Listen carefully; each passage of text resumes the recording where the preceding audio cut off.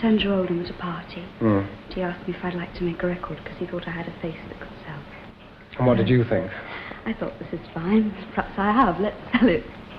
The world can do what it likes to me. People can do what they like to me. Lovers can do what they like to me. Anybody can do what they like to me. My head's cool. One does need help. I think. You have to be very honest about it with yourself. You have to admit that you're on the junk heap first. When she was 18 years old, Marianne Faithfull became one of British music's biggest stars. 5 years later, she had nothing. In a career that has spanned 30 years, she's often been a victim of the mythology that's grown around her. It's only now that she feels able to tell her story. I'm very insecure about this song, so we have to see.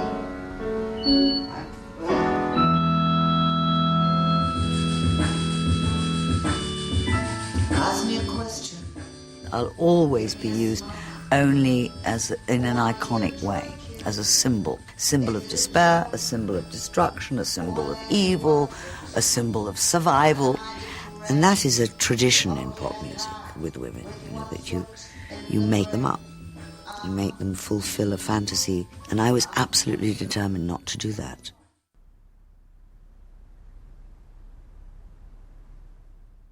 I find it very difficult to do this sort of thing because I feel it's not safe to show people, really. It's not safe. To show your sensitive side? To show anything. I mean, it's the same old thing, you must have heard it a million times. The way I choose to show my feelings is through my songs. Oh, doctor, please. Oh, doctor, please. I drink and I take drugs. I love sex and I move around a lot. I had my first baby at 14. And yes, I guess I do have vagabond ways.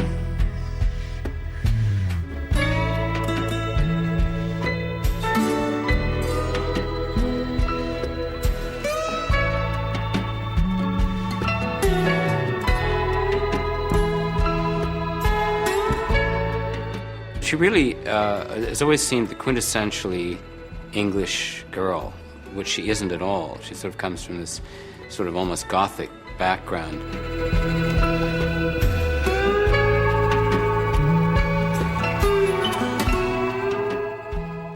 The daughter of, the wonderfully eccentric Glyn Faithfull, and the mother, a baroness of the Austro-Hungarian Empire, whose title sort of went back to the Crusades.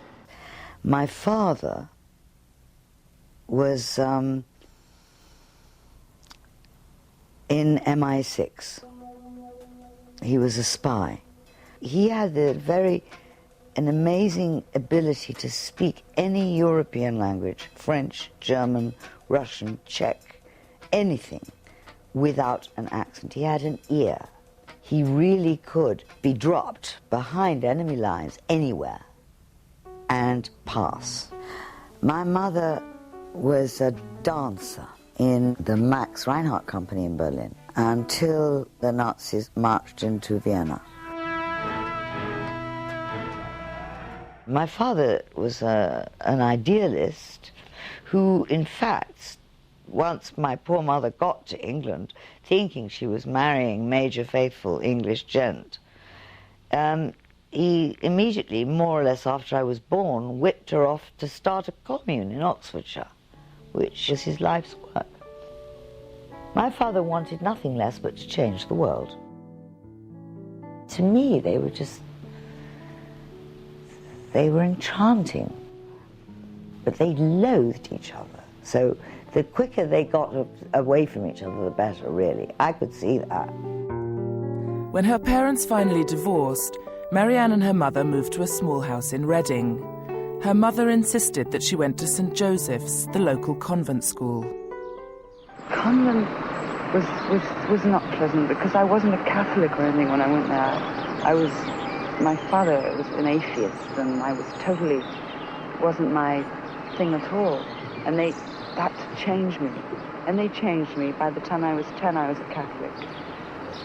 And I was a Catholic till I was 17, but by that time I was already beginning to get very messed up in my mind.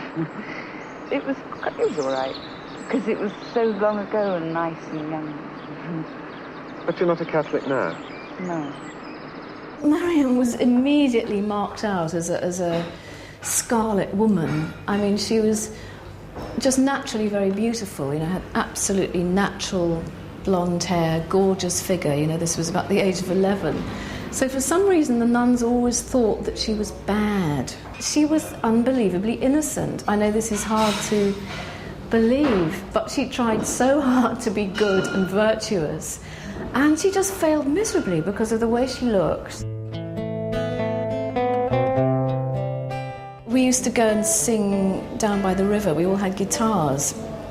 And I remember that was the first time I heard Marianne sing The House of the Rising Sun, which is still one of her favourites. And we used to sing, in harmony and sing duets.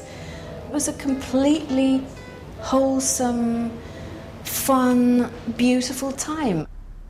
I must have been 16. In fact, I was 16. Every boy's dream, basically. I was invited by one of my mates from Leighton Park to a Valentine ball at Cambridge University. And this guy with little glasses, wearing a Mexican shirt and a waistcoat and jeans, really cool jeans, and boots, came up to me and asked me to dance. And it was John. Well, I mean, we just went to ding and started talking. And, nobody could separate us, sort of days, practically. It was magic. It was like a whole doorway opened up into a world that I didn't know. He smoked pot. He was that hip. He knew Burroughs. He knew Alan. That's how I met Allen Ginsberg. And he knew Paul McCartney, and he knew Jane Asher, and he knew everybody. Through John Dunbar, Marianne met many of the key players of the 60s music scene. Among them was Andrew Oldham, manager of the Rolling Stones. It was incredible. I was just standing there, and there was John, and there was Andrew Oldham, and they weren't talking to me. They were saying, Andrew said to him, "Can she sing?" And he said, "I don't know." And they talked about me like this, and then they said, "Can you sing?" And I said, it was incredible. I didn't know what was happening. Andrew Oldham's theory of pop is based on image, and he at once saw Marianne as an angel with big tits. He didn't care really whether she could sing or not, actually. And he told Mick and Keith, write a song for this girl that has sort of images of like high convent walls. It was the first song that Mick and I had ever written. After our first album, Andrew Oldham locked us in the kitchen, said, "Don't come out until you've got a song," And we thought, oh, well, great game, we'll just piss around, have something to eat, have a drink, and say, sorry, we haven't got anything. But somewhere in the middle of that night, we wrote As Tears Go By. This week, I have the great pleasure to introduce a very beautiful young girl who's only recently made a name for herself, Marianne Faithfull. It is the evening of the day. I sit and watch the children